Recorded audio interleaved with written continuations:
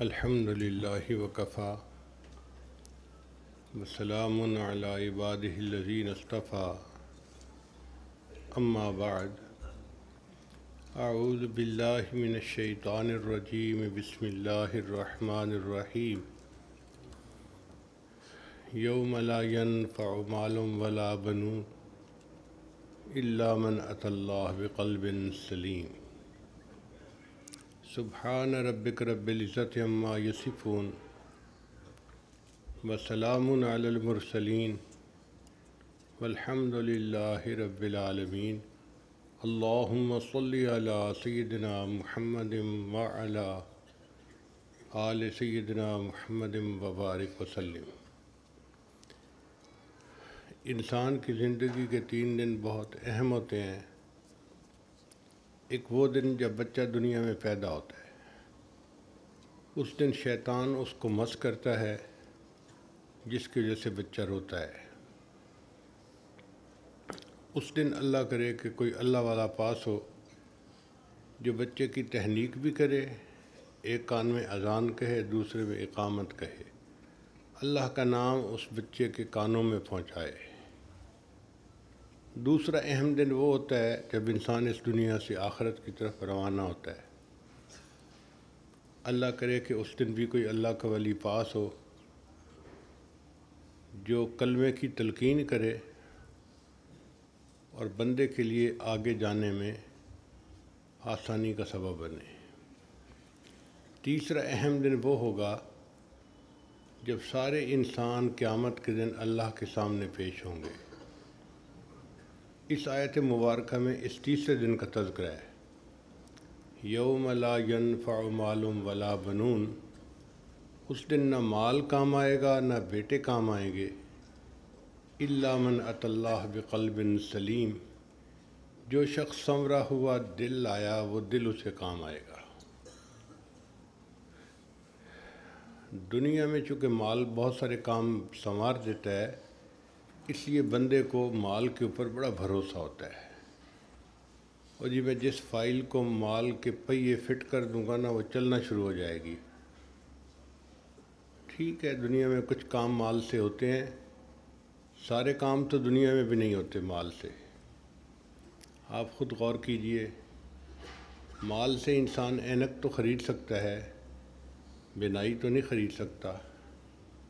مال سے انسان اچھے کپڑے تو خرید سکتا ہے، حسن و جمال کو تو نہیں خرید سکتا۔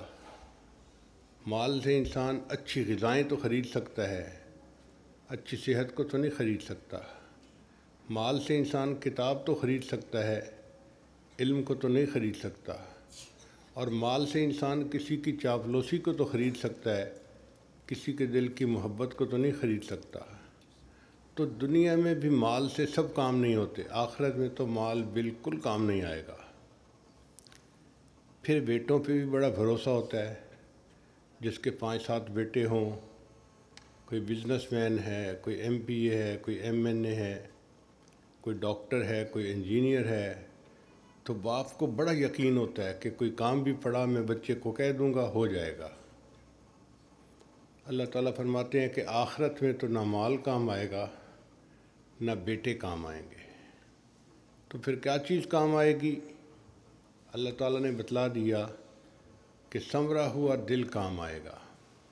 اس آیت سے پتہ چلتا ہے کہ اللہ تعالیٰ دلوں کے بیوپاری ہیں۔ بندے سے اس کا دل مانگتے ہیں کہ اے بندے تو اپنا دل سنوار لے، مجھے تیرا دل چاہیے۔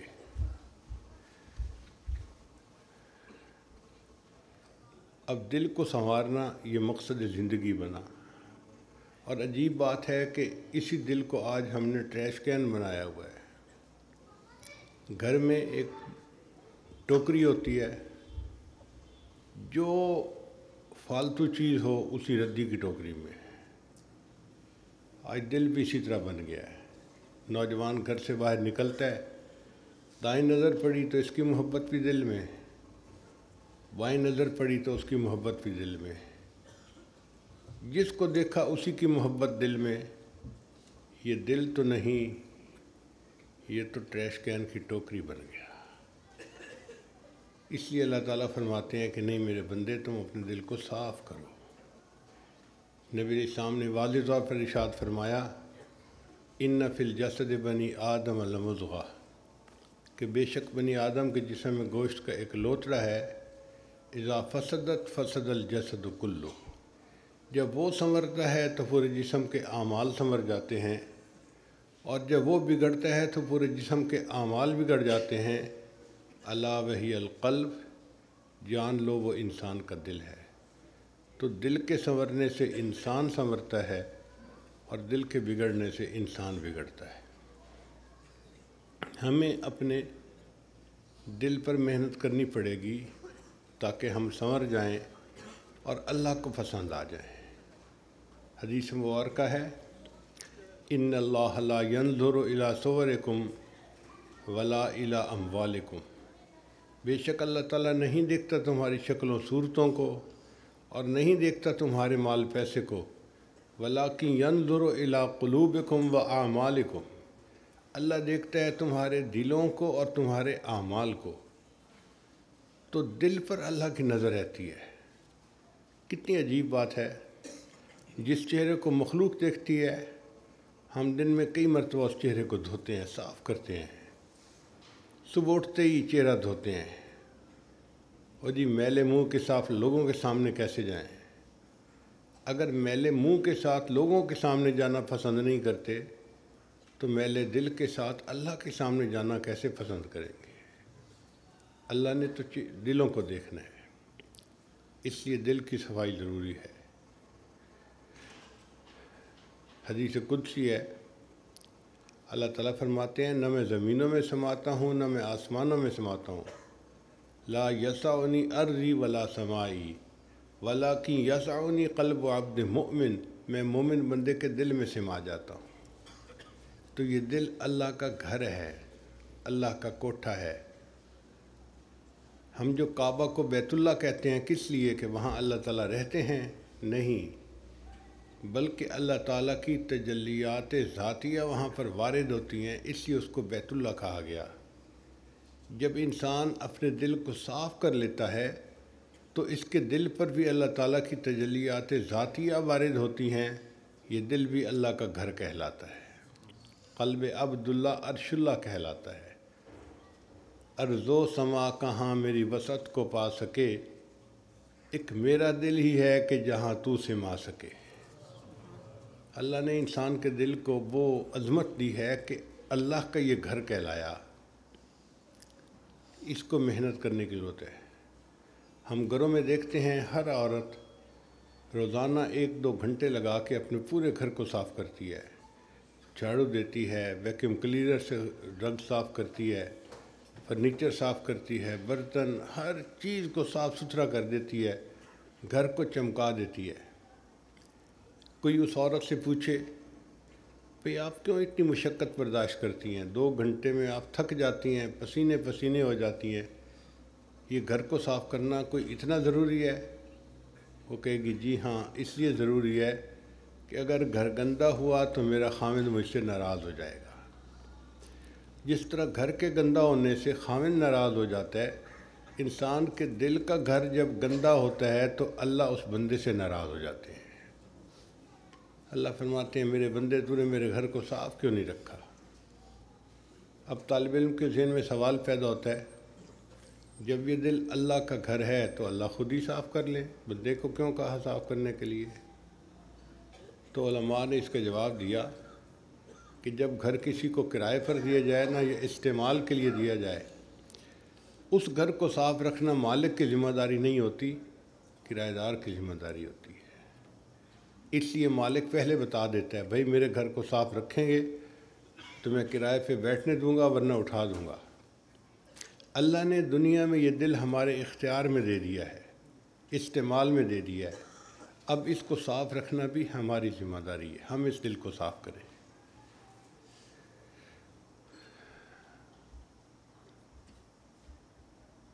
शरीयत का एक मसला है कि अगर किसी कमरे के अंदर किसी ज़िंदा की तस्वीर हो, इंसान की या जानवर की, तो रहमत का फरिश्ता उस कमरे में दाखिल नहीं होता। اب بتائیے کہ اگر کسی کمرے میں تصویر ہو کسی کی تو رحمت کا فرشتہ داخل نہیں ہوتا، اگر کسی دل میں کسی غیر کی تصویر سجی ہوگی اللہ اس دل میں آنا کہاں پسند فرمائیں گے؟ تو اللہ بھی آنا پسند نہیں فرماتے۔ اللہ تعالیٰ چاہتے ہیں میرے بندے اس دل کو صاف کر لو غیر سے، پھر میں اس دل کو اپنا مسکن بنا لوں گا۔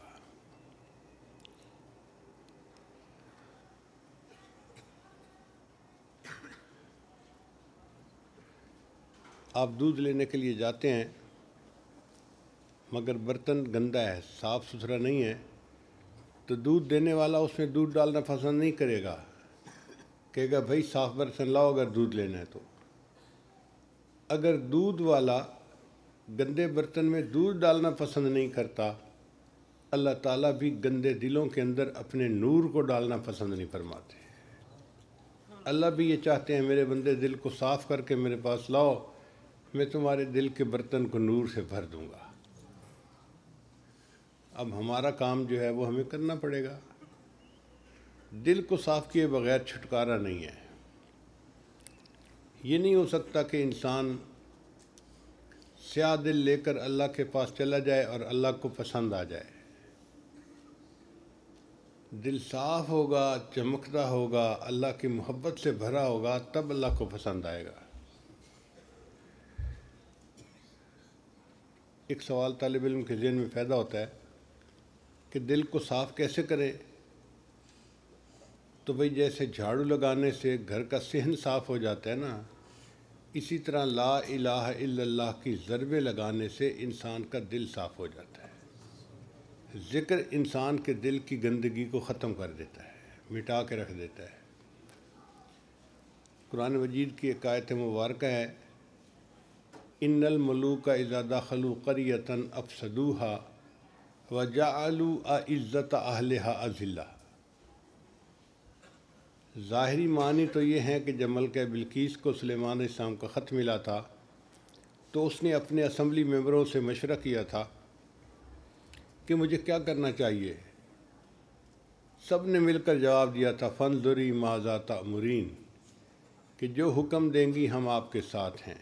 جیسے آج بھی دنیا کہتی ہے نا قدم بڑھاؤ ہم تمہارے ساتھ ہیں، تو انہوں نے بھی یہی کہا تھا، مگر وہ خاتون سمجھدار تھی، اس نے جواب دیا کہ نہیں، ان الملوک اذا دخلوا قریۃ، جب بادشاہ کسی بستی میں داخل ہوتے ہیں افسدوہا، فساد برپا کر دیتے ہیں، وجعلوا اعزۃ اہلہا اذلہ، اور جو وہاں پر معزز ہوتے ہیں ان کو ذلیل کر کے نکال دیا کرتے ہیں۔ تو یہ تو اس آیت کے مبارکہ کے ظاہری معنی ہوئے۔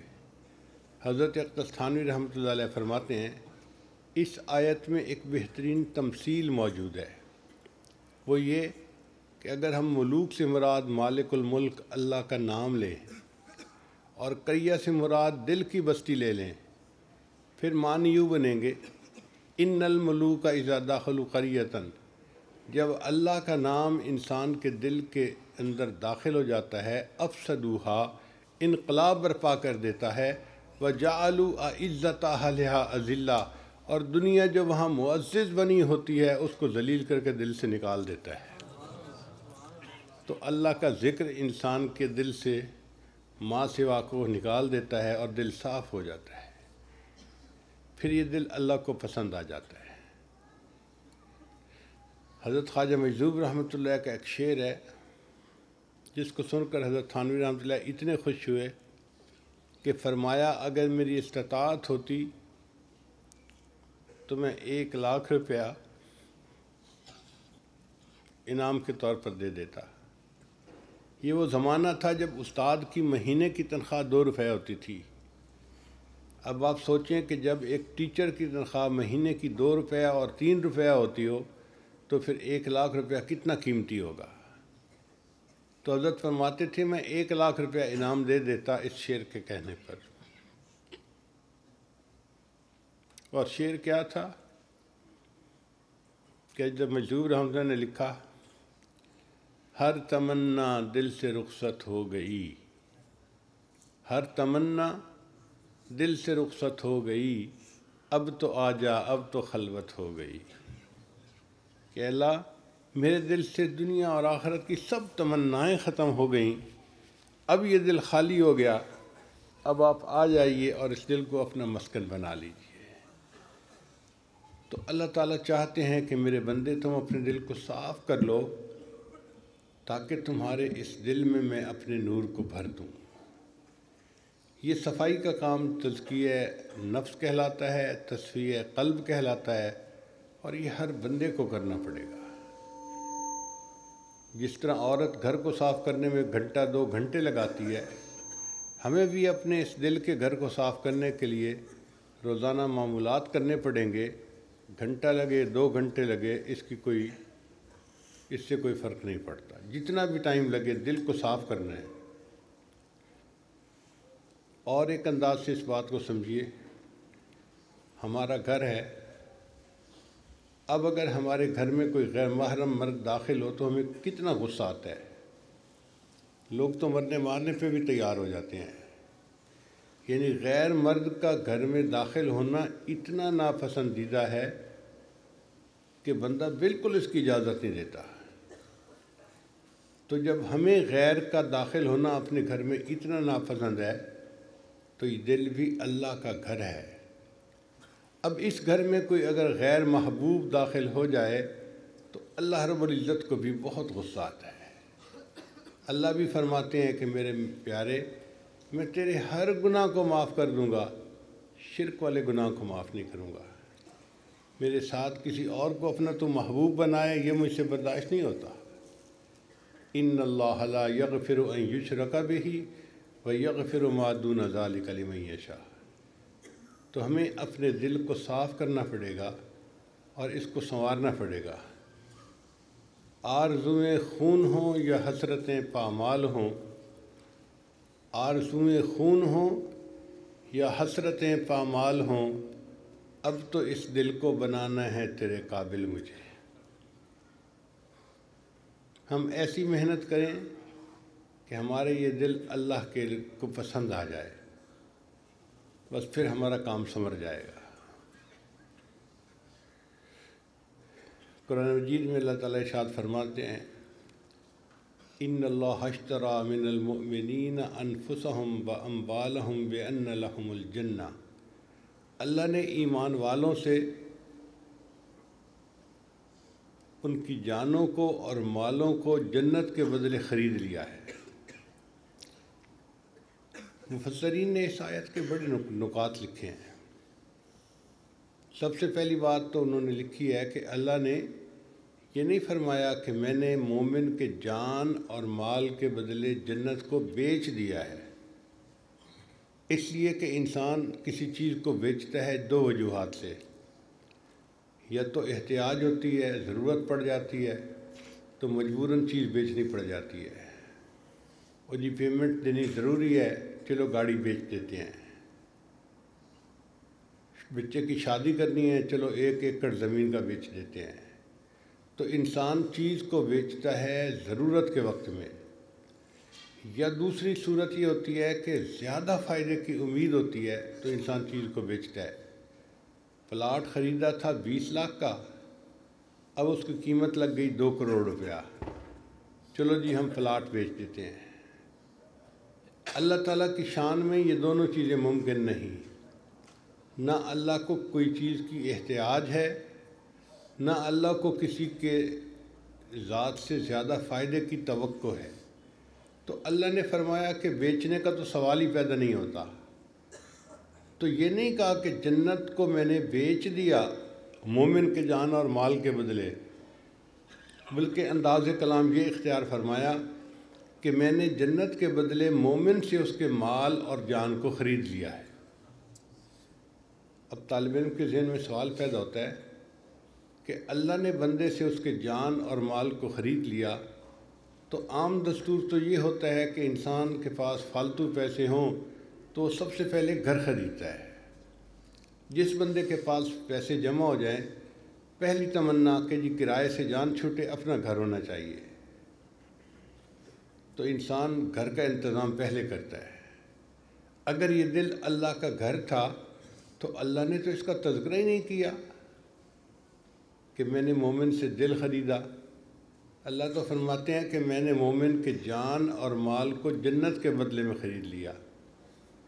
تو مفسرین نے اس کا بھی جواب دیا، وہ فرماتے ہیں کہ دیکھو بندے کا جو دل ہے نا، اس کو اللہ نے اپنے لیے وقف کر لیا ہے، اور جو وقف کی جائیداد ہوتی ہے پھر اس کی بیع و شراء کی اجازت نہیں ہوتی، یہ تو وقف کی چیز ہے۔ اللہ نے فرمایا میرے بندے تیرا دل تو میرے لیے وقف ہو چکا، اب اس کی خرید و فروخت کی تو بات ہی نہیں، یہ تو ہے ہی میرا۔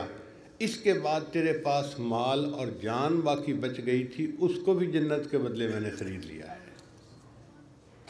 تو دل تو ہے ہی اللہ کا، اس کے اصل مالک تو اللہ ہے، ہم نے اس کو ایسا بنانا ہے کہ اللہ کو پسند آ جائے۔ اور یہ بھی عجیب بات ہے کہ یہ دل کا ہی کام ہے اللہ کو دل میں بسا لینا، ورنہ کسی اور کے اندر یہ صلاحیت نہیں ہے۔ قرآن مجید میں ہے کہ حضرت موسیٰ علیہ السلام نے جب یہ تمنا ظاہر کی کہ اللہ میں آپ کو دیکھنا چاہتا ہوں، تو اللہ نے فرمایا تھا کہ میرے پیارے موسیٰ علیہ السلام آپ اس دنیا میں میرا دیدار نہیں کر سکتے، آپ پہاڑ کی طرف دیکھیے، میں اس پر اپنی تجلی ڈالوں گا۔ پھر اللہ نے 70,000 پردوں میں سے تجلی ڈالی، فخر موسیٰ صعقا، موسیٰ علیہ السلام بے ہوش ہو کر گر گئے، اور وہ پہاڑ جو تھا وہ جل کر کوئلے کی طرح بن گیا۔ الحمدللہ میں نے اس جبل طور کو اپنی آنکھوں سے دیکھا ہے، وہ ایک پہاڑ کی چوٹی ہے، وہاں جائیں تو حیرانی ہوتی ہے، ساری چٹانیں کالی، اور جیسے کوئلہ ہلکا ہو جاتا ہے نا جلنے کے بعد، وزن نہیں رہتا اس کا، اس پہاڑ کی اتنی بڑی بڑی چٹانیں، اور آپ ایک انگلی کے ساتھ اٹھا سکتے ہیں، اتنی ہلکی، جل کے کوئلہ بن گیا۔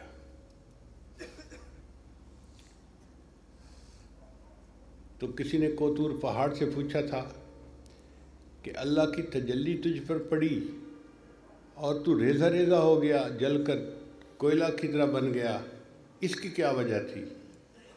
تو پہاڑ نے یہ جواب دیا تھا کہ میں اگر اپنی جگہ پر اسی طرح رہتا جیسے پہلے تھا تو تجلی دھوپ کی مانند میری اوپر کی سطح کو لگتی اور واپس لوٹ جاتی۔ میں نے سوچا کہ مجھے موقع مل رہا ہے اللہ کی تجلیات کو جذب کرنے کا، میں ٹوٹ کے ریزہ ریزہ بن گیا تاکہ میرے ہر ریزہ کو اللہ کی تجلی سمیٹنے کا موقع مل جائے۔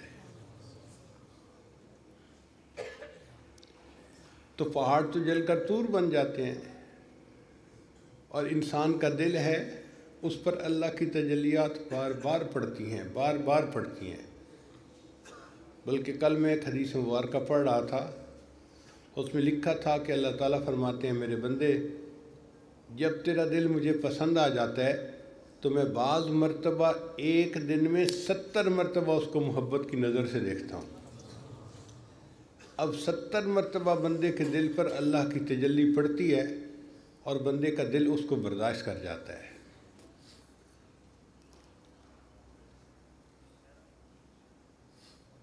بسا لینا کسی کو دل میں دل کا ہی کلیجہ ہے۔ حضرت شیخ الاسلام دامت برکاتہم فرماتے ہیں کہ اللہ کو دل میں بسا لینا یہ دل کا ہی کام ہے،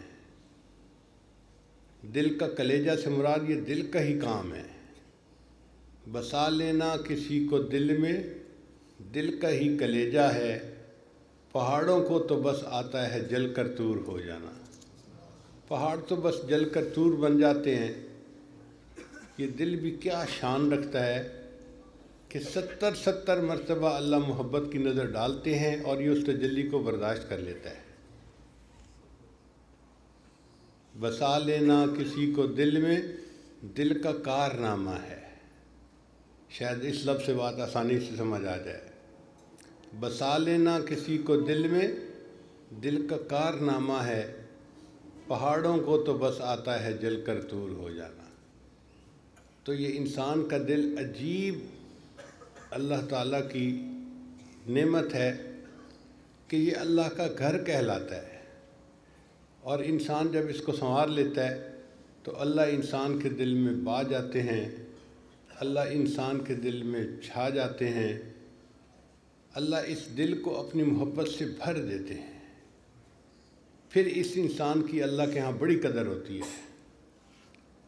محترم جماعت، گھر کے اندر مختلف صندوق ہوتے ہیں، ان کی قیمت اس کے اندر کے میٹیریل کے حساب سے ہوتی ہے۔ ہم نے گھروں میں دیکھا ہے بڑی بڑی پیٹیاں ہوتی ہیں، ان میں تکیے اور رضائیاں رکھی ہوتی ہیں، سردی کے موسم کے کمبل رکھے ہوتے ہیں، ان کو کوئی تالا ہی نہیں لگاتا کیونکہ اندر کی چیز اتنی قیمتی نہیں ہے۔ اور ایک چھوٹا سا بکسہ ہوتا ہے، اس کو عورتیں کہتی ہیں جیولری باکس۔ توبہ، وہ اتنا قیمتی کہ اس کو بھی تالا، پھر اس کو جس بکسے میں رکھتی ہیں اس بکسے کو بھی تالا، اس بکسے کو جس کمرے میں رکھتی ہیں کمرے کو بھی تالا، وہ کمرہ جس گھر میں ہوتا ہے اس گھر کو بھی تالا۔ کتنے تالوں میں وہ چھوٹا سا بکسہ رکھا جاتا ہے کیونکہ اس کے اندر قیمتی چیز ہوتی ہے۔ عورت کہیں گھر سفر سے واپس آئے نا تو سب سے پہلے آ کے دیکھتی ہے میرا جیولری باکس تو پڑا ہے نا، چوری تو نہیں ہوا، اتنی فکر ہوتی ہے۔ اب وہ ہوتا چھوٹا سا ہے لیکن چونکہ چیزیں اس کی قیمتی ہیں اس کی اہمیت بہت زیادہ ہے۔ اسی طرح انسان کے سینے میں یہ دل ہے چھوٹا سا، لیکن جب یہ دل اللہ کی محبت سے بھر جاتا ہے تو یہ بڑا قیمتی بن جاتا ہے۔ امام شافعی رحمۃ اللہ علیہ ایک مرتبہ کسی حجام کے پاس بال کٹوانے کے لیے گئے تو عین اسی موقع پر ایک مالدار شخص بھی آ گیا۔ حجام نے دیکھا یہ فقیر سا بندہ ہے اور دوسری طرف ایک مالدار آدمی ہے، تو مالدار آدمی مجھے زیادہ اجرت دے گا، تو اس نے امام شافعی کے بال کاٹنے کے بجائے اس امیر آدمی کو بٹھا لیا۔ تو امام صاحب نے اپنے شاگرد کو کہا کہ چلو کہیں اور چلتے ہیں۔ پھر اس سے پوچھا کہ کتنے پیسے ہیں تمہارے پاس؟ اس نے کہا جی 300 دینار ہیں۔ اب حجام کی مزدوری 1 دینار بنتی تھی۔ امام شافعی نے فرمایا یہ 300 دینار اس کو ویسے ہی دے دو، یہ کیا سمجھتا ہے کہ یہ فقیر سا بندہ ہے مجھے دے کچھ نہیں سکے گا، اس کو 300 دینار بغیر کام کے دے دو۔ جب وہاں سے باہر نکلے تو امام شافعی رحمۃ اللہ نے فرمایا علیہ ثیاب لا یباع جمیعها،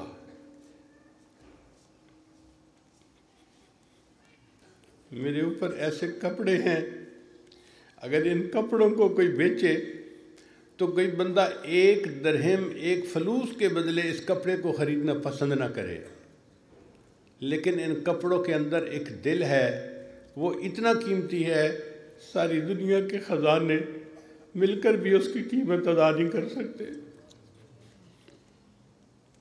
یہی بات شاہ ولی اللہ احمد دہلوی رحمۃ اللہ علیہ نے دہلی کی جامع مسجد میں کہی تھی، مغل بادشاہو تمہارے خزانے مال و دولت سونے اور چاندی سے بھرے پڑے ہیں، لیکن ولی اللہ کے سینے میں ایک دل ہے، تم سارے خزانے اکٹھے کر کے لاؤ اس دل کی قیمت نہیں بن سکتے۔ جب یہ دل سنورتا ہے تو اللہ کے ہاں پھر اس کی اتنی قیمت ہو جاتی ہے کہ دنیا کے خزانے مل کر بھی اس کی قیمت کو نہیں چکا سکتے۔ اللہ کرے کہ ہم بھی اپنے دل کو قیمتی بنائیں تاکہ ہمارا یہ دل ہمارے مالک کو پسند آ جائے، اللہ کی محبت اس دل میں آ جائے، اللہ کی محبت اس دل میں چھا جائے، اللہ کی محبت اس دل میں سما جائے۔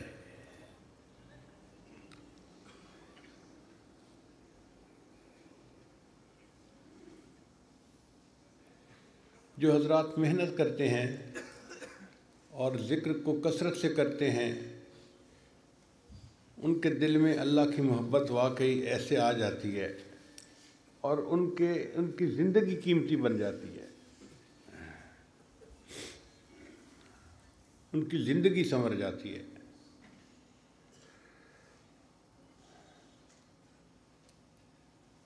یہ محبت بھی عجیب نعمت ہے۔ نبی علیہ الصلوۃ والسلام نے دعا سکھائی، اللہم انی اسألک حبک، اے اللہ میں آپ سے آپ کی محبت کا سوال کرتا ہوں۔ محبت مانگنا سکھایا۔ جس کو اللہ کی محبت مل گئی اس کی زندگی کامیاب ہو گئی۔ اس لیے اللہ تعالیٰ نے فرمایا والذین آمنوا اشد حبا للہ، کہ جو اللہ سے محبت کرتے ہیں، ایمان والے ہیں، ان کے دل میں اللہ کی شدید محبت ہوتی ہے۔ تو ہمارے دل میں اللہ کی شدید محبت ہونی چاہیے۔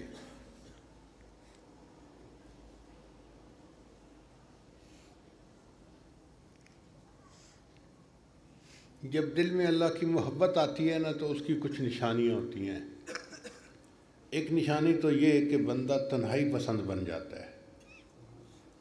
جس بندے کا بھی دل کہیں اٹکا ہوا ہوگا نا، آپ اس کی زندگی کا غور کر لینا، وہ اکیلا رہنا پسند کرے گا۔ وہ لوگوں کی محفل میں نہیں بیٹھتا۔ گھر میں کوئی بچہ ایسا ہوگا نا تو وہ بھی سب کے ساتھ مل کے کھانا نہیں کھائے گا، کمرے میں بیٹھا ہوگا، بھئی بچے آؤ کھانا کھا لو، امی میں بعد میں کھا لوں گا۔ محبت بندے کو تنہائی پسند بنا دیتی ہے، اور اس کے دلیل حدیث پاک سے ملتی ہے کہ نبی علیہ الصلوۃ والسلام کے دل میں اللہ کی ایسی محبت تھی، ثم حبب الیہ الخلاء۔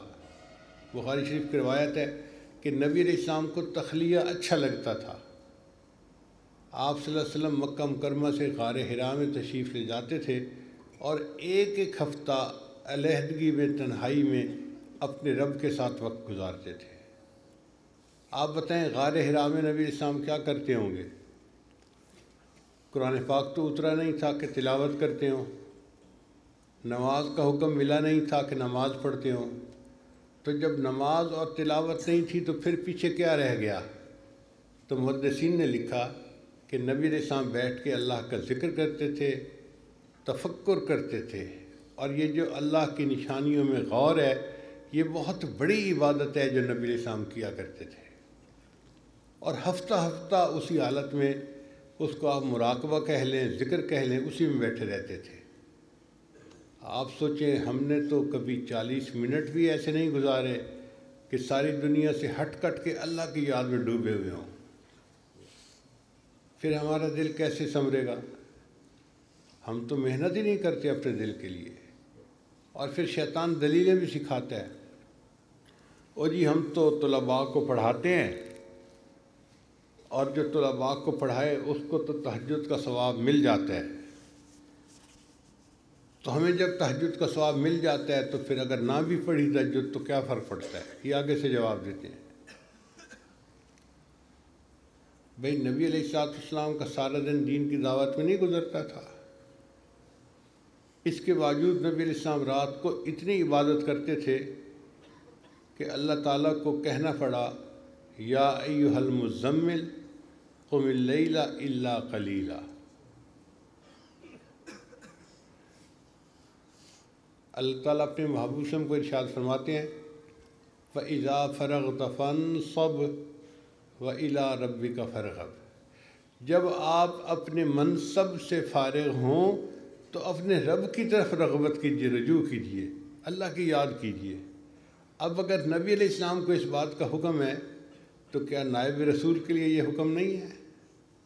ہمیں بھی چاہیے کہ جب درس و تدریس سے فارغ ہوں وَإِلَىٰ رَبِّكَ فَارْغَب، پھر ہم اس وقت کو اللہ کی طرف رجوع کرنے میں لگائیں، تلاوت میں، نمازوں میں، ذکر میں، تاکہ اللہ کی محبت دل میں اور زیادہ بڑھ جائے۔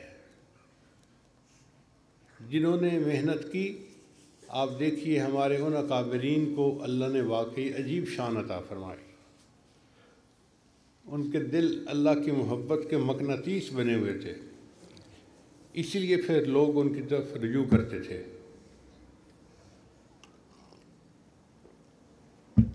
دستور یہ ہے کہ جو شخص جس قدر اللہ سے محبت کرتا ہے، اللہ کی مخلوق اسی قدر اس سے محبت کرتی ہے۔ تو ہمارے اکابرین کے دلوں میں اللہ کی محبت بہت زیادہ تھی۔ اس کا اثر یہ پڑتا تھا کہ مخلوق کے دل میں ان کی محبت بہت زیادہ تھی. لوگ ان کو ایک نظر دیکھنے کے لیے ترستے تھے، گرے پڑتے تھے، مصافحہ ہو جائے، دعا مل جائے، ہمیں بیٹھنا نصیب ہو جائے. بھئی انہوں نے کوئی اشتہار بازی تو نہیں کی ہوتی کہ لوگ آئیں اور مصافحہ کریں. اللہ دلوں میں محبت ڈال دیتا ہے. آپ خود غور کیجئے، ہم نے سیدنا صدیق اکبر کو نہیں دیکھا، لیکن ایسی محبت اللہ نے ان کی سینے میں ڈال دی ہے. ہم اپنے باپ کے نام کی گالی تو برداشت کر لیں گے، سیدنا صدیق اکبر کی شان میں گستاخی برداشت نہیں کر سکیں گے. یہ محبت کس نے دل میں ڈالی ہے؟ اللہ نے دل میں ڈالی ہے. تو جو جس قدر اللہ سے محبت کرے گا، اللہ کی مخلوق اسی قدر اس سے محبت کرے گی. اور جو شخص جس قدر اللہ سے ڈرے گا، اللہ کی مخلوق اسی قدر اس سے ڈرے گی، اس سے مرعوب رہے گی. اللہ والوں کو دیکھا کہ ان کے اندر ایک رعب ہوتا ہے. ان کو کوئی سینگ نہیں لگے ہوئے ہوتے کہ وہ لوگوں کو ڈرا رہے ہوتے ہیں. ان کے دل میں اللہ کا خوف ایسا ہوتا ہے، اس کا پرتو لوگوں پر پڑتا ہے اور لوگوں کو بھی ایک رعب محسوس ہوتا ہے. چنانچہ نبی علیہ السلام نے ارشاد فرمایا، نصرت بالرعب، اللہ نے رعب کے ذریعے سے میری مدد فرمائی. نبی علیہ السلام جہاں بیٹھے ہوتے تھے، مسیرت شہر، ایک مہینے کی مسافت تک جو بھی لوگ ہوتے تھے ان کو ایک رعب محسوس ہو رہا ہوتا تھا. یہ ایسے ہی ہے کہ شیر ایک جانور ہے، لیکن جہاں جس جنگل میں ہوتا ہے، جنگل کے سب جاندار اس کے رعب کو محسوس کر رہے ہوتے ہیں. تو پھر اللہ والے بھی ایسے ہی بن کے رہتے ہیں. یہ اللہ کے شیر ہیں. اللہ نے ان کو رعب عطا فرما دیا ہے اور لوگ اس رعب کے اثرات کو محسوس کرتے ہیں.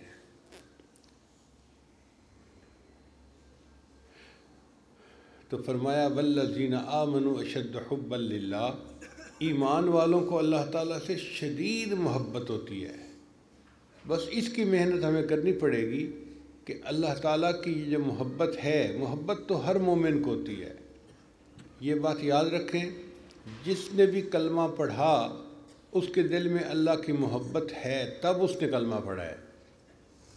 اب یہ محبت جو ہے یہ اشد ہو جائے، سب محبتوں کے اوپر غالب ہو جائے، اس کے لیے محنت کرنی پڑے گی کہ اولاد کی محبت سے، بیوی کی محبت سے، ماں باپ کی محبت سے، تجارت کی محبت سے، ہر چیز کی محبت سے، احب الیکم من اللہ ورسولہ فتربصوا حتی یأتی اللہ بامرہ. اب اس کی احبیت کے لیے محنت کرنی پڑے گی اور وہ ذکر سے حاصل ہوگی. اور واقعی جب انسان ذکر کرتا ہے نا تو اللہ کی محبت دل میں ایسے جم جاتی ہے کہ پھر دل چاہتا ہے کہ ہر چیز اللہ پہ قربان کر دوں. کوئی مشکل نہیں رہتا اس کے لیے. پھر تہجد میں اٹھنے کے لیے کوئی الارم نہیں لگانے پڑتے، خود بخود آنکھ کھل جاتی ہے.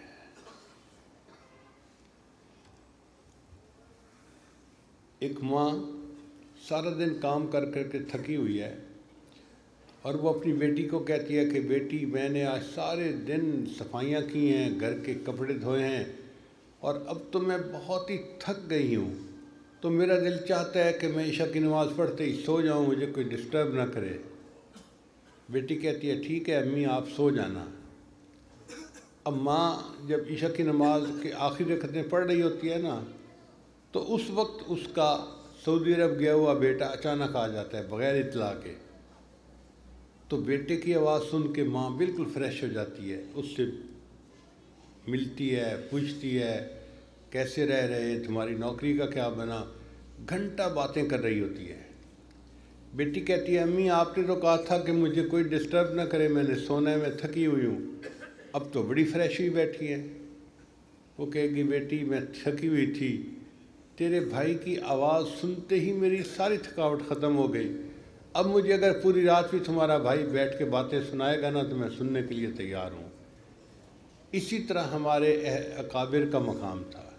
سارا دن محنت کر کے کام کر کے وہ تھکے ہوئے ہوتے تھے، لیکن جیسے ہی عشاء کے بعد مصلی پہ آتے تھے، وہ مصلی کے اوپر قدم رکھتے ہی ساری تھکاوٹیں دور ہو جاتی تھیں اور وہ فریش ہو کر اپنے رب کی عبادت میں مشغول ہو جاتے تھے۔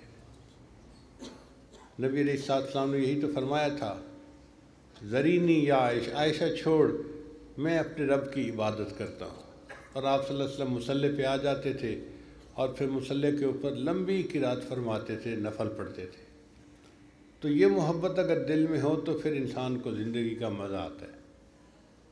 ہم نے دیکھا ہے کہ جہاں محبت ہو وہاں پھلوں کی ٹوکری اگر گفٹ کرنی ہو نا تو لوگ اس کو بھی گفٹ پیک کر کے بھیجتے ہیں، حالانکہ اس کے اندر امرود کی ٹوکری ہے، کون سا اتنا قیمتی پھل ہے، مگر اس کو لپیٹ کے پتہ نہیں کیا کیا بنا کے اور اس کو گفٹ پیک کر کے بھیجتے ہیں تاکہ محبوب کے ہاتھ میں یہ تحفہ پہنچے تو اسے اچھا لگے۔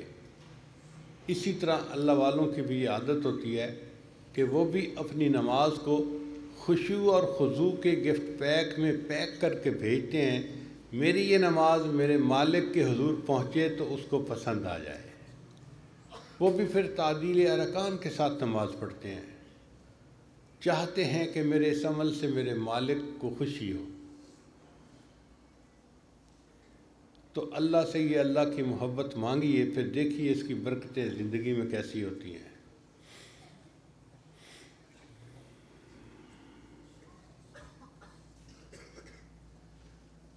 بعض اوقات بندے کے دل میں اللہ کی ایسی محبت ہوتی ہے، اللہ کو بندے پہ پیار آ جاتا ہے، یہ بندہ مجھ سے کتنی محبت کرتا ہے، کتنا پیار کرتا ہے یہ بندہ مجھ پر۔ اللہ فرشتوں کی محفل میں بیٹھ کے اس کا تذکرہ کرتے ہیں۔ چنانچہ حدیث مبارکہ میں ہے کہ دو شخص ہیں جن پر اللہ کو پیار آتا ہے اور اللہ فرشتوں کی محفل میں ان کا تذکرہ کرتے ہیں۔ ایک وہ نوجوان کہ جس کی اپنی جوان بیوی ساتھ موجود ہے، مگر وہ تہجد کے وقت میں اٹھ کر مصلی پہ کھڑا ہوتا ہے، اللہ کو وہ نوجوان بڑا پیارا لگتا ہے۔ اللہ فرشتوں کی محفل میں اس کا تذکرہ کرتے ہیں کہ دیکھو دل میں گھر کرنے والی بیوی موجود تھی، اگر یہ چاہتا تو اس کے ساتھ وقت گزار سکتا تھا، مگر میری محبت نے اس کو کھڑا کر دیا اور یہ مصلی پر کھڑا نماز پڑھ رہا ہے، مجھے راضی کر رہا ہے، مجھے اس کی محبت پہ پیار آ رہا ہے۔ اور ایک دوسرا بندہ کہ ایک جماعت تھی جو سفر کر کے رات کو تھکی ہوئی تھی، حتیٰ کہ ایک جگہ پہنچی تو سارے سو گئے، ایک نوجوان ان میں سے ایسا تھا جس نے وضو کیا اور مصلی پہ کھڑا ہو گیا۔ یہ بندہ بھی اللہ کو بڑا پیارا لگتا ہے، اللہ فرشتوں کو دکھاتے ہیں کہ دیکھو یہ بھی تو تھکا ہوا تھا، اگر چاہتا تو یہ بھی سو جاتا، مگر میری محبت نے اس کو جگایا اور اس نے وضو کیا، مصلی پہ کھڑا ہو گیا، مجھے اس کی محبت پہ پیار آ رہا ہے۔ تو اللہ تعالیٰ کو بندے کی محبت پہ پیار آتا ہے۔ کاش کہ ہمارے دل میں بھی اللہ کی ایسی محبت آ جائے۔ شاعر نے ایک شعر کہا، تیرے عشق نے مجھے غم دیا، تیرے عشق نے مجھے غم دیا، میرے غم کی عمر دراز ہو۔ یہ نہیں دعا مانگی کہ میرا غم ختم ہو جائے، تیرے عشق نے مجھے غم دیا، میرے غم کی عمر دراز ہو، وہ مقام آئے میرے خدا، میرے عشق پہ تجھے ناز ہو۔ ایسا بھی وقت آئے اللہ میرے محبت پہ آپ کو پیار آ جائے۔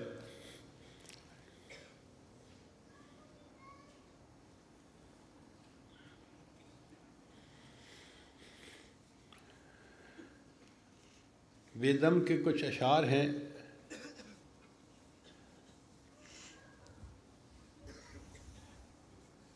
بے خود کیے دیتے ہیں انداز حجابانہ،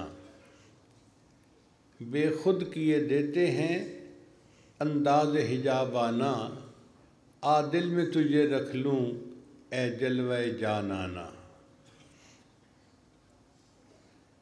اے اہل کرم اتنا مجھ پہ بھی کرم کرنا، جب جان لبوں پر ہو تم سامنے آ جانا۔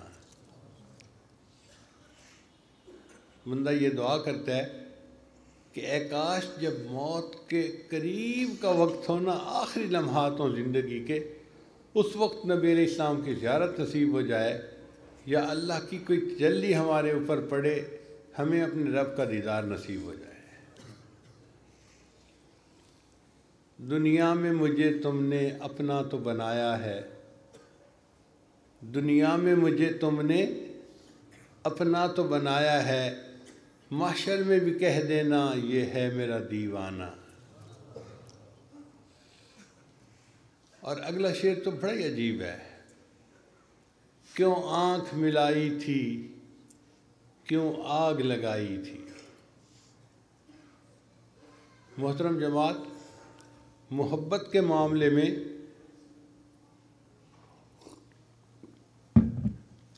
پہلے اللہ بندے سے محبت کرتے ہیں، پھر بندہ اللہ سے محبت کرتا ہے۔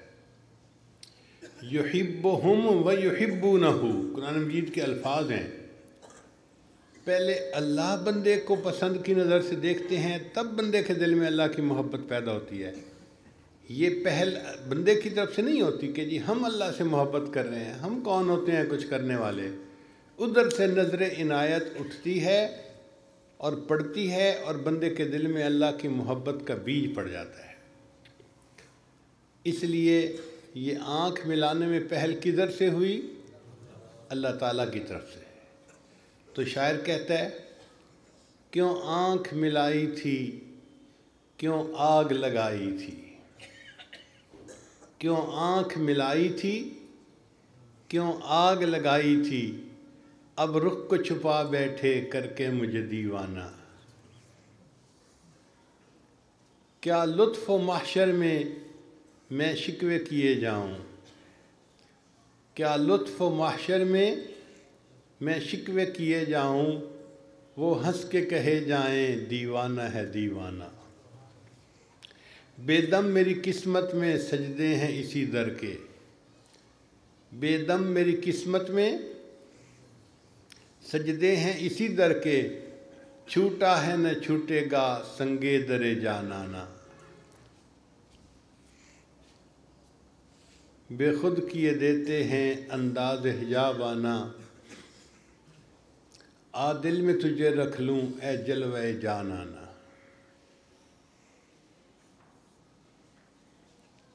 امیر خسرو رحمۃ اللہ علیہ کا فارسی زبان میں کلام ہے، بڑا عجیب ہے۔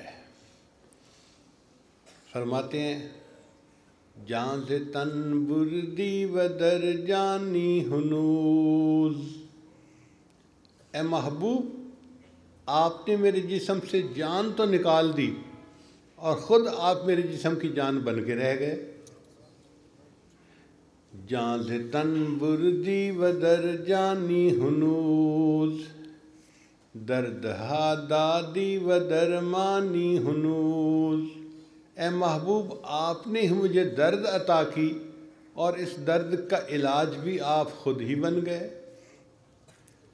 عاشقاں را سینہ بے شگافتی، محبوب آپ کی پلکوں کے تیر نے تو میرے سینے کو چیر کے رکھ دیا۔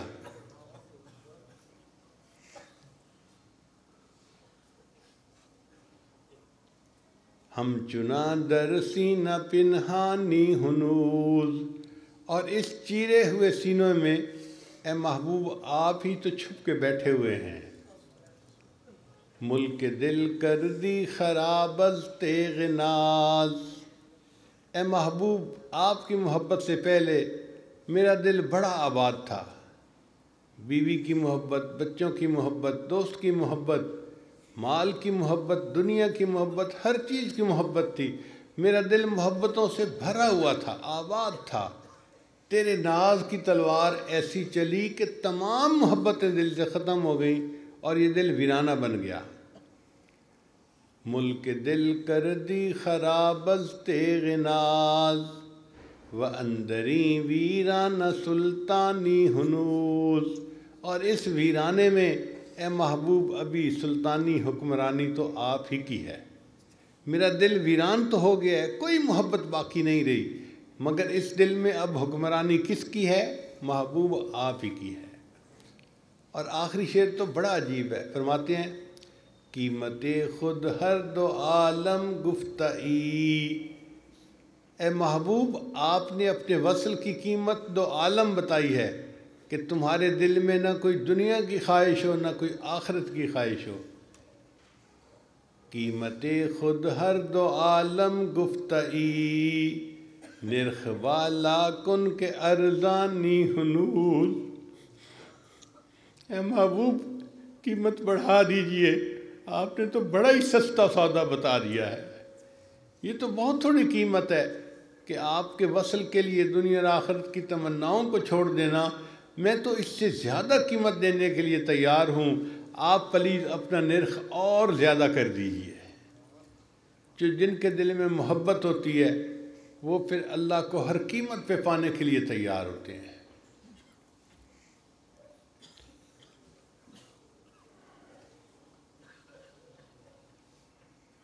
آپ نے اردو کے اور فارسی کے اشعار سن لیے، اب ذرا عربی کے بھی کچھ اشعار سن لیجئے۔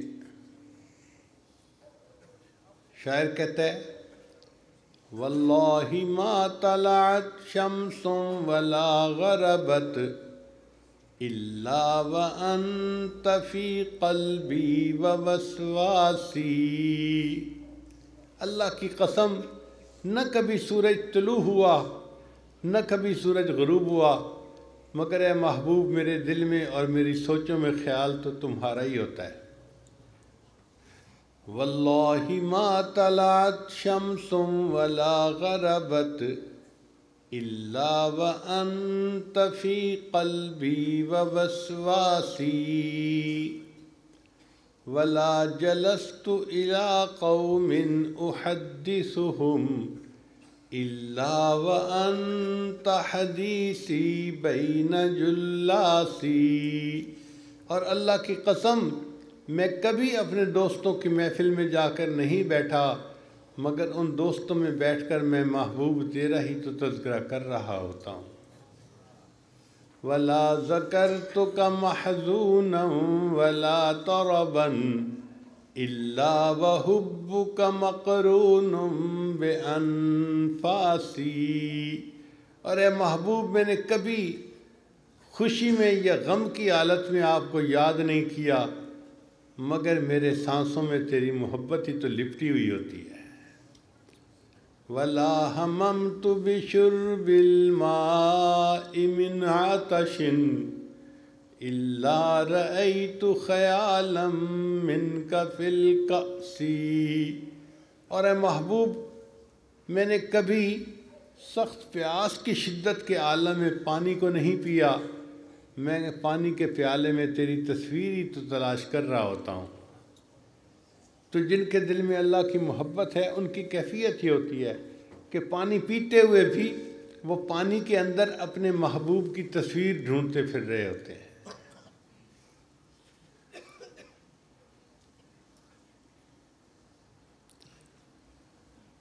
ہمارے اس ملک میں ایک بزرگ گزرے ہیں خواجہ غلام فرید رحمۃ اللہ علیہ، ان کا پنجابی زبان میں سرائکی زبان میں بڑا ہی قیمتی کلام ہے۔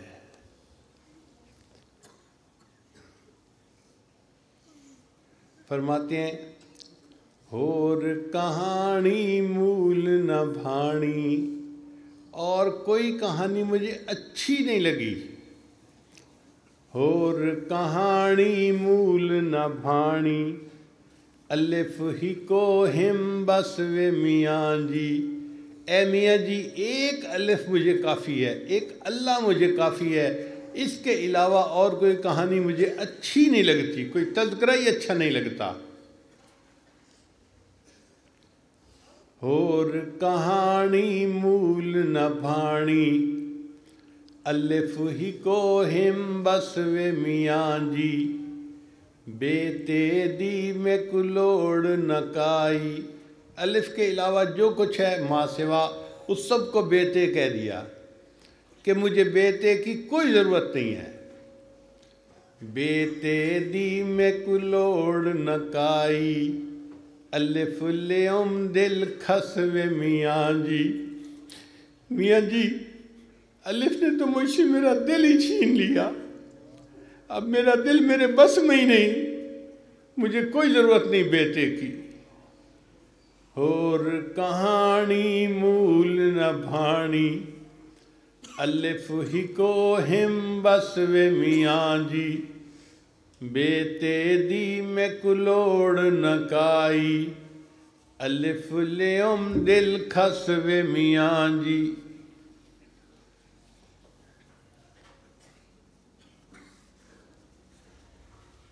جیندیاں مردیاں یار دی راساں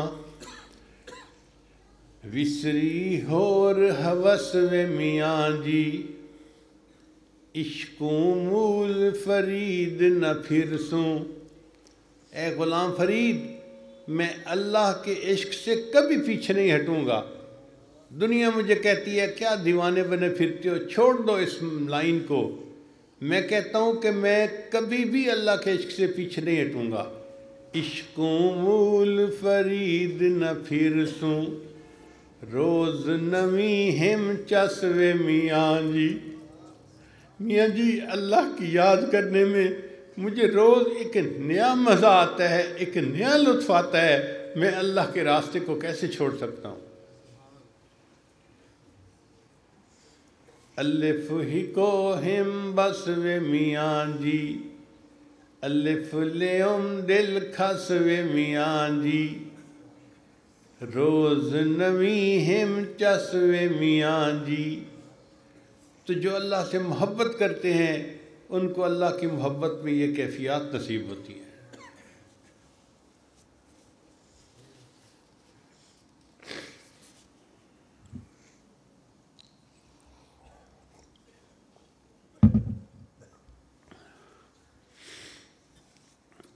خواجہ غلام فرید رحمۃ اللہ کی ایک اور ربائی سن لیجئے۔ فرماتے ہیں عشق خدا یارو نار غضب دی، تے ویکھو قسمت وچ ونج پئی ہاں تے سڑ بھج گئی ہاں۔ عشق خدا یارو نار غضب دی، تے ویکھو قسمت وچ ونج پئی ہاں تے سڑ بھج گئی ہاں۔ چولا برکا صبر دا میرے ہو گیا تھیاں تھیاں تے چپ کر گئی ہاں۔ ماں پیو ویر بھی یاد نہ میں کوں تے اتوں تانے دیوین سیاں تے سیندی رہی ہاں۔ غلام فرید اے آکھ سجن نو میں تا در تیڑے تے پئی ہاں تے جے ہو جئی ہاں۔ غلام فرید اے آکھ سجن نو میں تا در تیڑے تے پئی ہاں تے جے ہو جئی۔ آج ہم بھی اپنے اللہ کو یہی کہیں کہ اے اللہ اتنا دور سے چل کے آئے اس مجلس میں، اس محفل میں تا در تیڑے تے پئی ہاں تے جے ہو جئی۔ اب قبول کر لیجئے، خالی نہ لوٹائیے۔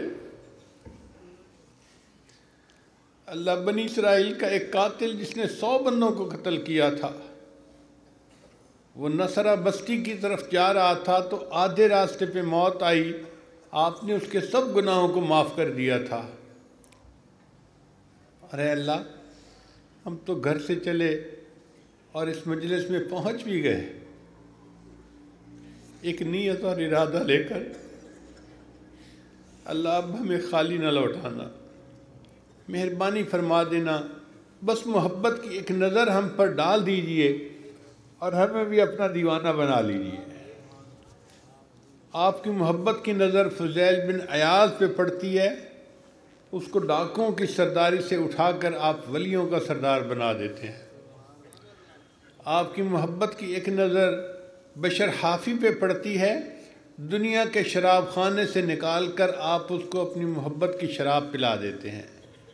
آپ کی محبت کی ایک نظر جنید بغدادی پر پڑتی ہے، دنیا کی پہلوانی سے نکال کے اولیاء کی دنیا کا پہلوان بنا دیتے ہیں۔ اللہ، آپ کی محبت کی ایک نظر عمر بن الخطاب پہ پڑتی ہے، وہ تو ہدایت کے طلبگار بھی نہیں تھے، آپ ان کو مراد مصطفیٰ بنا دیتے ہیں۔ ایک ایسی ہی نظر اللہ ہم مسکینوں پر بھی ڈال دیجئے۔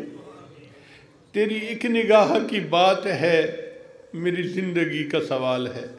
اللہ، آپ کی رحمت کی ایک نظر پڑ جائے گی، ہم مسکینوں کا کام بن جائے گا۔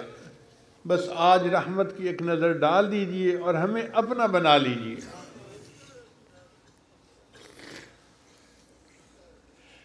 ہر کوئی آکھے تیرا تیرا تے میں بھی آکھاں تیرا۔ میاں محمد بخش رحمۃ اللہ علیہ کا کلام ہے، اے اللہ ہر کوئی کہتا ہے کہ ہم تیرے ہیں تیرے ہیں تیرے ہیں، اور میں بھی کہتا ہوں اے اللہ میں تیرا ہوں۔ ہر کوئی آکھے تیرا تیرا تے میں بھی آکھاں تیرا، تے تیرا کچھ نہیں جانا مولا جے تو کہہ دے میرا۔ اللہ، آپ کا تو کچھ نہیں جائے گا، ایک دفعہ آپ بھی یہ کہہ دیجئے، ہاں بندے تم میرے ہو، ایک مرتبہ۔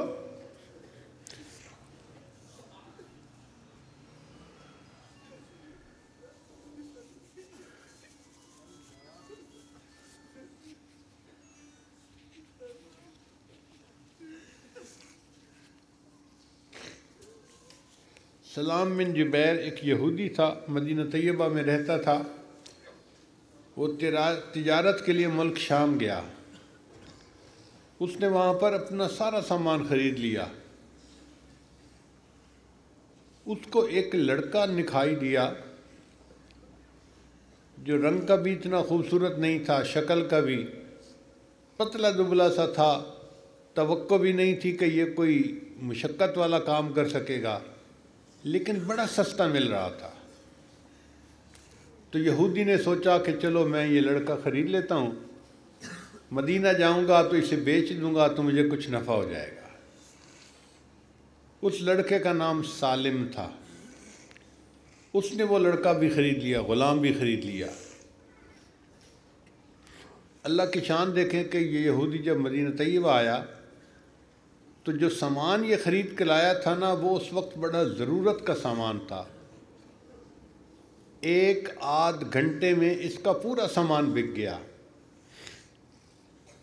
مگر یہ گھر نہیں جا سکتا تھا جب تک غلام بھی نہ بک جائے، سارا کام سمٹ نہ جائے۔ اب یہ اس لڑکے کو کھڑا رکھتا بازار میں کہ لوگ اسے دیکھیں گے اور خریدیں گے، اور اس لڑکے کا کوئی خریدار تھا ہی نہیں۔ جو اس لڑکے کو دیکھتا وہ سوچتا نہ شکل کا ہے نہ عقل کا، نہ مشقت کا کام کرنے کے قابل ہے، کمزور سا ہے، میں اسے کیوں خریدوں۔ چنانچہ 7 دن گزر گئے، یہ صرف اسی لڑکے کے بکنے کے انتظار میں رہا، اور پھر یہ اس لڑکے کے اوپر سختی کرتا کہ تم یہاں دھوپ کے اندر واضح جگہ پہ کھڑے ہو کہ تاکہ آنے جانے والے تمہیں دیکھیں، تم پیچھے ہٹ کے سائے میں کیوں کھڑے ہوتے ہو۔ اب یہ بچہ پسینہ پسینہ سعودی عرب کی گرمی اور بغیر سائے کے گھنٹوں کھڑا ہوا ہے، پریشان حال، دل میں یہ سوچتا ہوگا اتنے بڑے جہاں میں کوئی نہیں ہمارا۔ مدینہ طیبہ کی ایک لڑکی تھی جوان، اس کا نام تھا سبیتا۔ وہ کئی مرتبہ وہاں سے گزری اور اس نے اس لڑکے کو دھوپ میں کھڑا ہوا دیکھا، تو اس نے پوچھا کہ یہ لڑکا ہر وقت دھوپ میں کیوں کھڑا رہتا ہے۔ اس کو بتایا گیا کہ یہ غلام ہے اور اسے مالک بیچنا چاہتا ہے، مگر خریدار کوئی نہیں، اس لیے مالک اس کو دھوپ میں کھڑا رکھتا ہے۔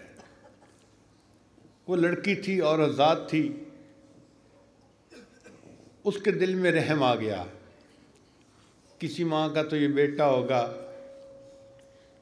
یہ بیچارہ دھوپ میں اتنی دیر کھڑا ہے، کوئی اسے خریدنے والا نہیں، کوئی قیمت لگانے والا نہیں، چلو میں ہی اس کو اس مشقت سے نجات دلاتی ہوں۔ اس کے پاس کچھ پیسے فالتو تھے، اس نے معمولی پیسوں کے بدلے سالم کو خرید لیا۔ اب جب اس نے سالم کو خریدا تو پورے مدینے میں یہ بات مشہور ہو گئی کہ ایک جوان العمر لڑکی نے رحم کھا کر ایک بچے کو خریدا اور اس کو مشقت سے نجات دلائی۔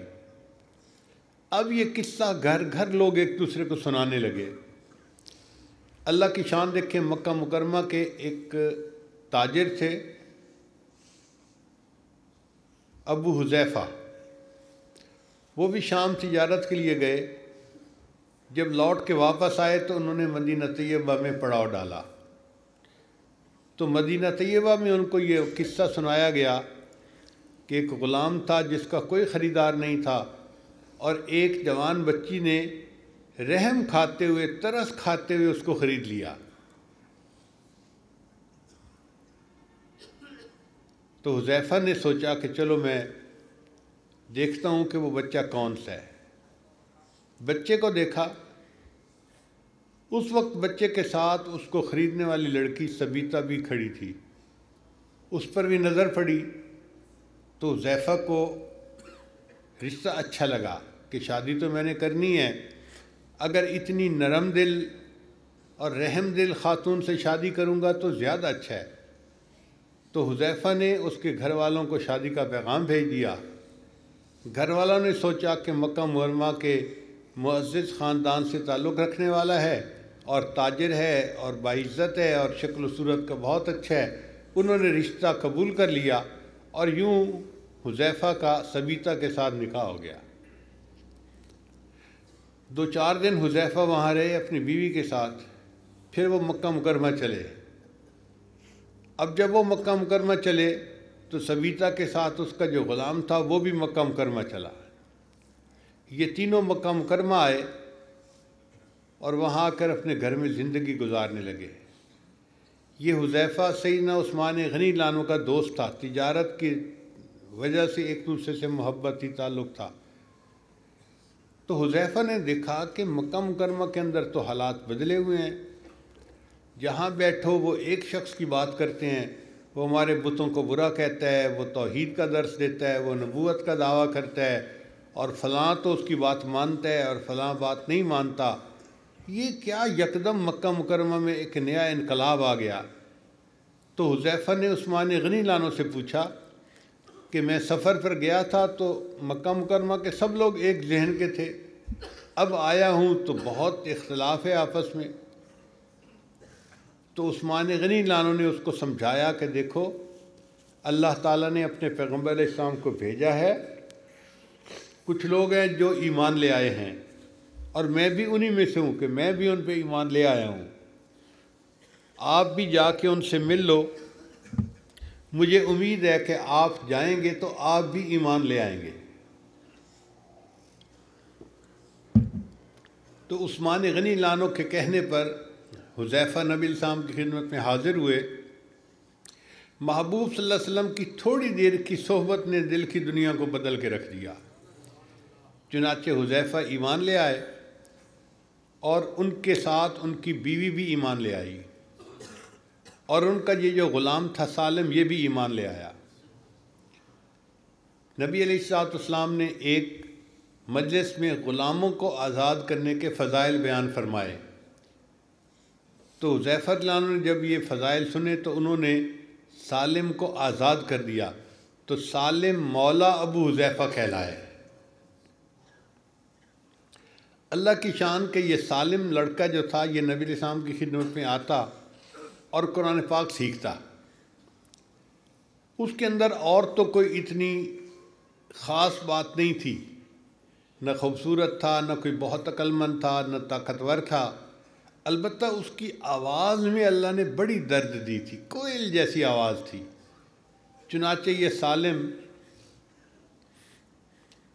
جب قرآن پاک پڑھتا تھا تو دل مو لیا کرتا تھا۔ اس کا قرآن پاک نبی علیہ السلام کو بھی پسند آیا۔ چند صحابہ نے مدینہ کی طرف ابتدائی طور پر ہجرت کی، ان ہجرت کرنے والوں میں یہ سالم بھی موجود تھا، یہ لڑکا بھی۔ یہ لوگ مدینہ طیبہ میں جب نماز ادا کرتے تو نبی علیہ السلام کا حکم تھا کہ جو قرآن سب سے بہتر پڑھتا ہو وہ امامت کروائے، تو یہ حضرات سالم کو آگے کر دیا کرتے تھے۔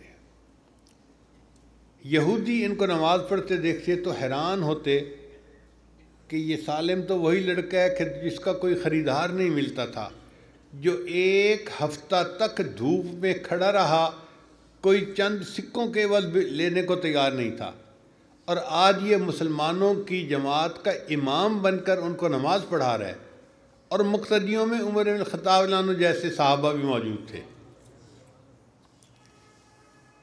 اس سالم کے دل میں اللہ کی محبت بہت بھر گئی۔ یہ سوچتا تھا کہ اوقات تو میری یہ تھی کہ ایک ہفتے تک میں دھوپ میں کھڑا رہا، کوئی خریدنے والا نہیں تھا، اور آج اسلام کی وجہ سے اللہ نے مجھے یہ عزت دی کہ میں مسلمانوں کی جماعت کا امام بن کے ان کو نماز پڑھا رہا ہوں۔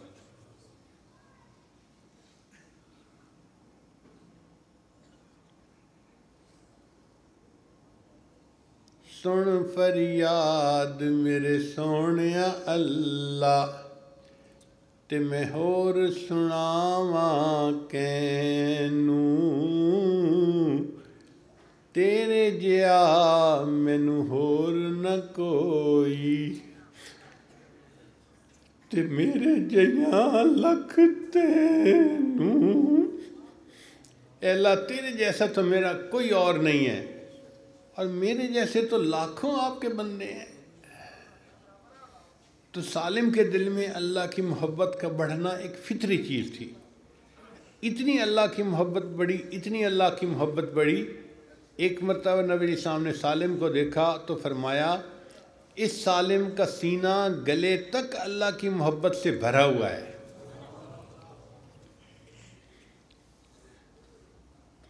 کیا خوش نصیب صحابی ہیں کہ اللہ کے محبوب صلی اللہ علیہ وسلم نے بشارت دی کہ سالم کا سینہ گلے تک اللہ کی محبت سے بھرا ہوا ہے۔ عمر بن عبدالعزیز رحمۃ اللہ علیہ ان کا تذکرہ کرتے تھے اور فرمایا کرتے تھے اگر مجھے خلافت سونپنے کا اختیار دیا جاتا تو میں سالم بن عبداللہ کو یہ خلافت دے دیتا۔ کسی نے پوچھا کیوں؟ کہا اس لیے کہ نبی علیہ السلام نے فرمایا تھا سالم کا سینہ گلے تک اللہ کی محبت سے بھرا ہوا ہے۔ تو کچھ ایسے بھی اللہ کے بندے ہوتے ہیں جن کے سینے گلے تک اللہ کی محبت سے بھرے ہوئے ہوتے ہیں۔ ایک نوجوان اور بھی تھا، اس کا نام تھا عبداللہ۔ وہ مدینہ طیبہ کے قریب ایک بستی میں رہتا تھا۔ والد فوت ہو گئے تھے اور وہ چچا کی کفالت میں تھا، مگر چچا اس کو خوب محبت سے پال رہا تھا۔ سب نوجوانوں میں سے بہترین کپڑے اس عبداللہ کے ہوتے تھے، اور شکل صورت کا بھی بہت اچھا تھا۔ تو جب وہ نئے صاف ستھرے کپڑے پہن کے نکلتا تھا نا تو لوگ اس کی طرف دیکھتے تھے۔ اللہ کی شان دیکھیں کہ وہ عبداللہ نبی علیہ السلام کی خدمت میں حاضر ہوا اور اس نے کلمہ پڑھ کے اسلام قبول کر لیا۔ پھر وہ واپس اپنے گاؤں گیا۔ اب توقع تو یہی تھی کہ یہ اپنے ایمان کو چھپائے گا، کیونکہ باقی سارے کافر ہیں تو کافر مخالفت نہ کریں، مگر عبداللہ کے دل میں جو محبت تھی نا نبی علیہ السلام کی وہ چھپ نہ سکی۔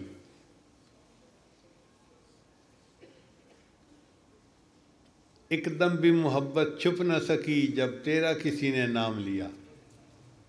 ماں یا باپ کے نام پر نبی علیہ السلام کا نام آتا تو عبداللہ فوراً محبت سے سنتا کہ یہ کیا بات کر رہے ہیں۔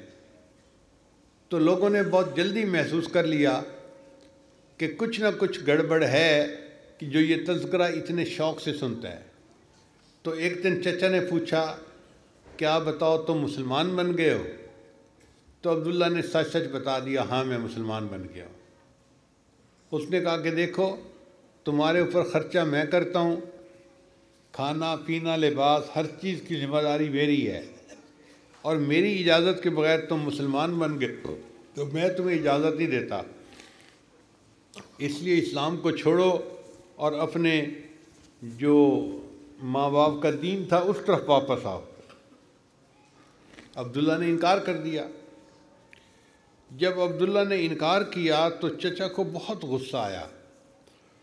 پہلے تو اس نے ٹکا کے پٹائی کی نا، خوب مارا، دل کی بھڑاس نکالی، اور عبداللہ نے وہ ساری جو ہے وہ مار آرام سے برداشت کر لی۔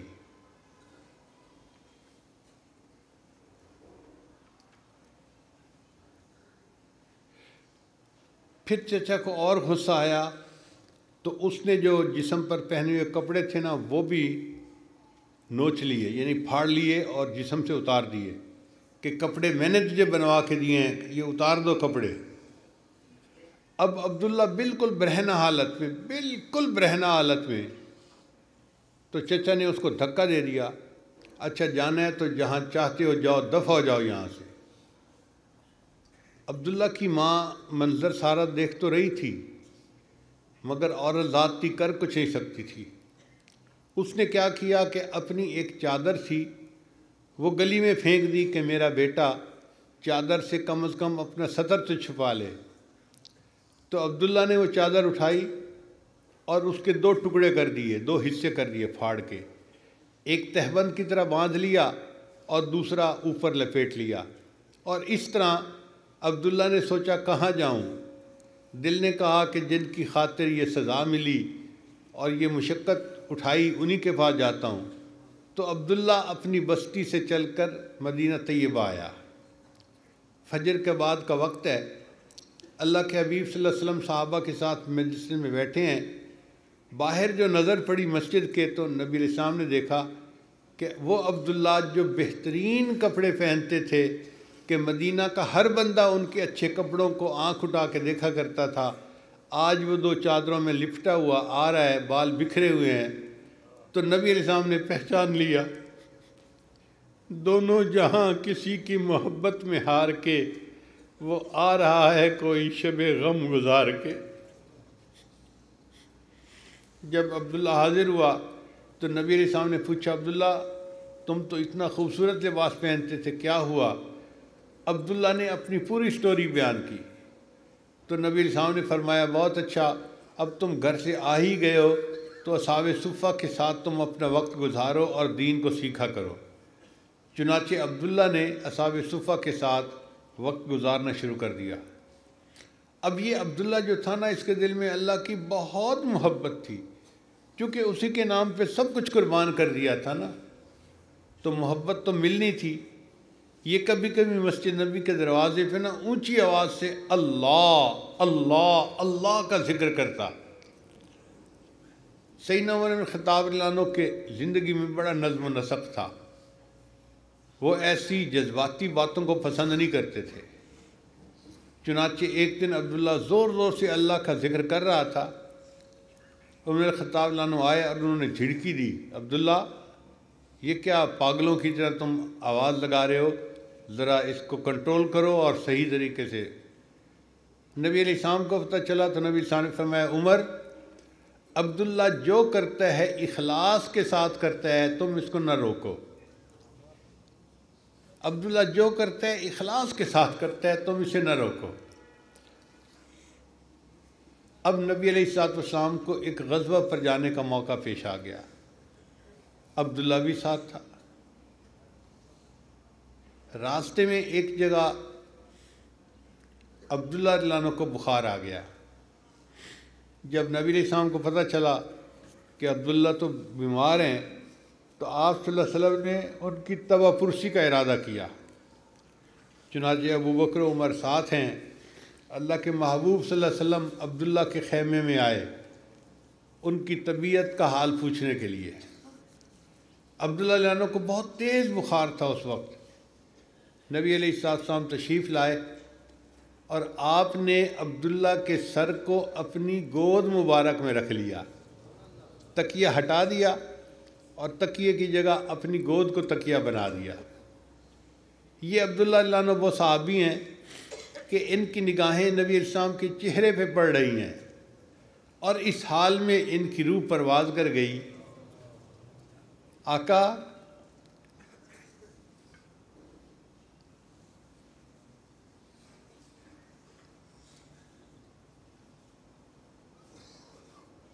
تیری پرواز کے تو لوح و قلم تک پہنچا،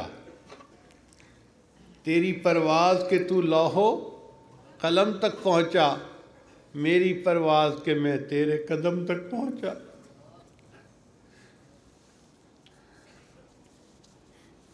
عبداللہ اللہ عنہ وہ صحابی ہیں کہ جن کو موت اس حالت میں آئی کہ ان کا سر نبی علیہ السلام کی گود مبارک میں ہے، اور ان کی نگاہوں کے سامنے محبوب صلی اللہ علیہ وسلم کے چہرہ اقدس ہے، اور اس حال میں انہوں نے اپنی جان اپنے رب کے سپرد کر دی۔ نبی علیہ السلام نے فرمایا، صحابہ کرام کو کہ عبداللہ کو نہلا دو اور اس کو کفن میری چادر میں دینا۔ نبی علیہ السلام نے جو چادر لپیٹی ہوئی تھی نا، اپنی چادر عطا کی۔ اللہ آپ کتنے قدردان ہیں۔ جس بچے کے جسم سے لباس اتار لیا گیا، آج آپ اس جسم کو اپنے محبوب صلی اللہ علیہ وسلم کی چادر سے ڈھانپ رہے ہیں۔ نبی علیہ السلام نے ان کی نماز جنازہ پڑھائی۔ جب قبر میں اتارنے کا وقت آیا تو شریعت کا مسئلہ یہ ہے کہ جو میت کا سب سے قریبی رشتہ دار ہو وہ اس کو قبر میں اتارے۔ اب عبداللہ کا تو کوئی رشتہ دار تھا نہیں، چنانچہ نبی علیہ السلام نے فرمایا کہ عبداللہ کی میت کو قبر میں میں اتاروں گا۔ حدیث پاک میں آتا ہے کہ نبی علیہ السلام پہلے قبر میں خود داخل ہوئے اور آپ نے میت اپنے ہاتھوں میں لی اور اپنی امانت زمین کے سپرد کر دی۔ جب آپ نے ان کی میت کو زمین پر قبر میں رکھا تو نبی علیہ السلام نے کچھ الفاظ کہے جن کو سن کر عمر بن خطاب لانو جو ہے وہ بھی وجد میں آ گئے۔ عمر لانو کہتے تھے کہ میرا دل کرتا تھا کاش عبداللہ کی بجائے یہ عمر بن خطاب کی لاش ہوتی۔ صحابہ نے پوچھا کہ آپ ایسی تمنا کیوں کرتے تھے؟ عمر لانو کہا کہ میں نے سنا نبی علیہ السلام نے جب ان کو زمین پر لٹایا تو نبی علیہ السلام سے یہ الفاظ فرمائے، اے اللہ میں عبداللہ سے راضی ہوں، تو بھی عبداللہ سے راضی ہو جا۔ اے اللہ میں عبداللہ سے راضی ہوں، تو بھی عبداللہ سے راضی ہو جا۔ جو اللہ سے محبت کرتے ہیں پھر اللہ ان کے ساتھ یہ معاملہ فرماتے ہیں۔ کاش کہ اللہ تعالیٰ ہمارے دلوں کو بھی اپنی محبت سے لبریز فرما دے اور اپنی محبت کرنے والے بندوں کی فہرست میں ہمیں بھی شامل فرما لے۔ چنانچہ ایک عالم لکھتے ہیں کہ اگر کسی بندے نے اپنی پوری زندگی میں ایک مرتبہ محبت سے اللہ کا نام لیا، اگر کسی شخص نے پوری زندگی میں ایک مرتبہ محبت سے اللہ کا نام لیا، یہ ایک مرتبہ اللہ کا نام محبت سے لینا اتنا بڑا عمل ہے، اس بندے کو کبھی نہ کبھی اس عمل کی وجہ سے جہنم سے نکال کر جنت میں ڈال دیا جائے گا۔ ایک مرتبہ محبت سے اللہ کا نام لینا اتنا بڑا عمل ہے کہ کبھی نہ کبھی یہ عمل جہنم سے نکلنے کا اور جنت میں جانے کا ذریعہ بن جائے گا۔ امام غزالی رحمۃ اللہ علیہ اپنی کتاب میں اللہ تعالیٰ کی محبت کے بارے میں بڑا تفصیلی مضمون لکھتے ہیں۔ لکھتے وہ یہ بھی فرماتے ہیں کہ قیامت کے دن ساری مخلوق اللہ کے سامنے کھڑی ہوگی اور ان پر بڑی دہشت ہوگی، وحشت ہوگی، خوف ہوگا، گھبراہٹ ہوگی کہ اللہ تعالیٰ جلال میں ہوں گے اور جہنم کے اندر ابال آئے گا۔ جیسے ہم دودھ کو آگ پہ چڑھا دیتے ہیں نا ابلنے کے لیے، تو کئی مرتبہ ابال آتا ہے تو دودھ اس برتن سے باہر گرتا ہے۔ اسی طرح جہنم کے اندر ابال آئے گا اور بڑے بڑی چٹانیں انگاروں کی وہ آسمان کی طرف اوپر اٹھیں گی، جب واپس گرنے لگیں گی تو کوئی بندہ ایسا نہیں ہوگا جس پر یہ خوف غالب نہ ہو کہ یہ چٹان کہیں میرے سر پر نہ آ کر گرے۔ ہر بندے کے دل پہ خوف ہوگا، اتنے خوف کا عالم ہوگا۔ اس خوف کے عالم میں اللہ تعالیٰ ایک فرشتے کو فرمائیں گے کہ میرے بندوں سے معلوم کرو کہ مجھ سے محبت کرنے والے کہاں ہیں۔ تو فرشتہ اعلان کرے گا، لوگو تم میں سے جو اللہ سے محبت کرنے والے ہیں وہ کہاں ہیں؟ تو اربوں خربوں کی تعداد میں لوگ ہوں گے جو عرش کے قریب ہو جائیں گے اور وہ کہیں گے کہ ہم تو اللہ سے محبت کرنے والے ہیں۔ فرشتہ پوچھے گا تمہارے پاس کیا دلیل ہے؟ وہ کہیں گے کہ ہم تو سر کے لے کے پاؤں تک ہر چیز میں ہر عضو کو سنت کے مطابق استعمال کرتے تھے اور پوری زندگی اس امید پر ہم نے گزاری کہ ہمیں قیامت کے دن اللہ کا دیدار ہوگا۔ تہجد پڑھتے تھے، ہم تو چلے لگائے، سروزے لگائے، اللہ کے راستے میں نکلے، اور ہم تو مدرسے میں 9 سال پڑھتے رہے دین کا علم، اور مرکز اہل سنت والجماعت میں ہم نے جا کے تخصص کا کورس بھی اس لیے کیا تھا کہ ہم اللہ کی محبت چاہتے ہیں، اور ہم تو رات کے آخری پہر میں جاگتے رہتے تھے۔ تتجافا جنوبہم عن المضاجع یدعون ربہم خوفا وطمعا ومما رزقناہم ینفقون۔ ہم نے تو پوری زندگی اللہ کی محبت میں گزاری، اور آج وقت آیا ہے کہ اللہ کی محبت کرنے والوں کو بلایا گیا تو ہم اس لیے آگے آ گئے ہیں۔ فرشتے اللہ تعالیٰ سے پوچھیں گے، یا اللہ یہ لوگ اپنی محبت کی دلیل یہ دے رہے ہیں، یہ رات کو تہجد پڑھا کرتے تھے اور میری یاد میں جاگا کرتے تھے اور شریعت کے مطابق زندگی گزارتے تھے اور دین کی خدمت میں لگے رہتے تھے۔ اللہ فرمائیں گے، ہاں یہ میرے بندے بالکل سچ کہہ رہے ہیں، اب انہیں کہہ دو کہ ان کا حساب لیتے ہوئے مجھے حیا آتی ہے، یہ سب کے سب بلا حساب جنت چلے جائیں۔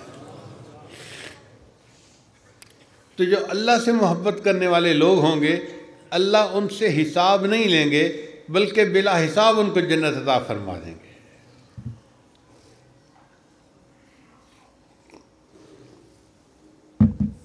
ایک حدیث مبارکہ میں آتا ہے، جہنم کی آگ نے اللہ سے پوچھا، اے اللہ اگر میں آپ کی نافرمانی کروں تو آپ کیا کریں گے؟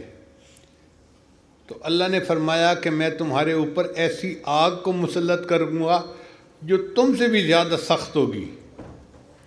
جہنم کی آگ بڑی حیران ہوئی، اے اللہ کوئی ایسی بھی آگ ہے جو ہم سے بھی زیادہ سخت ہو؟ تو اللہ نے فرمایا، ہاں میرے بندے کے دل میں جو میری محبت کی آگ ہوتی ہے وہ تم سے بھی زیادہ سخت ہوتی ہے۔ چنانچہ یہ عشق کی آگ جہنم کی آگ سے بھی زیادہ گرم ہوتی ہے۔ حدیث مبارکہ میں ہے کہ مومن بندہ جب پل صراط سے گزرنے لگے گا تو جہنم کہے گی، اسرع یا مومن فإن نورک اطفأ ناری، اے مومن جلدی گزر جا، تیرے دل کے نور نے تو میری آگ کو بھی بجھا دیا ہے۔ تو مومن کے دل میں جو اللہ کی عشق کی آگ ہوتی ہے اس سے جہنم کی آگ بھی پناہ مانگے گی۔ اللہ پھر ایسے بندوں کو بلا حساب جنت عطا فرما دیں گے۔ ہمارے قصور میں ایک بزرگ گزرے ہیں، بلے شاہ رحمۃ اللہ علیہ، ان کا شعر ذرا سنیے۔ فرماتے ہیں، کورے کاغذ کتاب نہ ہوندے، اگر صاف کاغذوں کو میں کتاب کی شکل میں جلد بنا دوں تو اس کو کتاب تو کوئی نہیں نہ کہتا، اس پر تو ایک لفظ بھی نہیں لکھا ہوا، وہ کتاب تو نہیں ہے۔ کورے کاغذ کتاب نہ ہوندے تے سارے پھل گلاب نہ ہوندے، کورے کاغذ کتاب نہ ہوندے تے سارے پھل گلاب نہ ہوندے، تے جے کر یاری لائیے بلیا تے یاراں نال حساب نہ ہوندے۔ اور بلے شاہ اگر کسی سے یاری لگائیں تو پھر یار سے حساب لینے کو دل نہیں چاہتا۔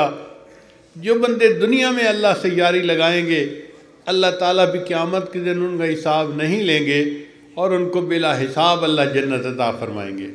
اللہ تعالی ہمیں بھی قیامت کے دن اپنے ان چاہنے والے بندوں میں شامل فرمائے۔